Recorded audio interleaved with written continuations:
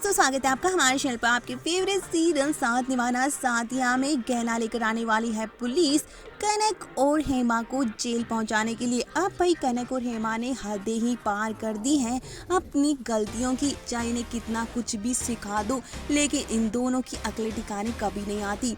और इस बार तो हद कर दी है कि इस बार भी उन्होंने अनंत को गहना को दूर करने के लिए अनंत को ही जेल पहुंचा दिया। तो गहना को घर की सबसे बेकार बहू का दर्जा दिलवा दिया।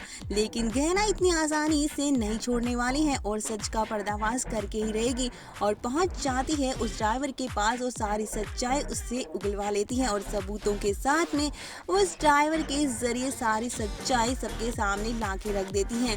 और पुलिस बुला लेती है कि अब तो इन दोनों को ये फेक ड्रामा करने के लिए इनको सजा मिलनी ही चाहिए।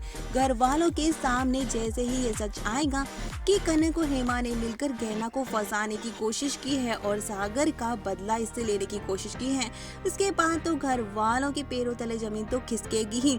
और बुरी तरह से गहना के सामने हाथ जोड़कर माफी मांगेगी। उसने कनक की बातों में आकर बेचारी गहना को कितना बुरी तरह से पीटा, लेकिन इसमें गहना की कोई गलती नहीं होती और ना ही वो एक्सीडेंट हुआ होता है। ये तो सब फेक ड्रामा था। और इसके बाद में घर वाले तो गहना से माफी मांगेंगे ही, लेकिन कनक और हेमा को बहुत बुरे चांटे पड़ने वाले हैं। अब बा इन दोनों को बहुत बुरी तरह से डांटेगी और गहना से माफी भी मांगेगी। इसके बाद अनंत को तो जेल जाने से अब बचा ही लेगी गहना, लेकिन कनक और हेमा को कोई नहीं बचा सकता क्योंकि ये फेक ड्रामे में पुलिस भी इन्वॉल्व हो गई और झूठे केस के मामले में अब कनक और हेमा किसको फंसा रही थी, इसी मैटर में अब कनक और हेमा जेल की हवा खाने वाली हैं।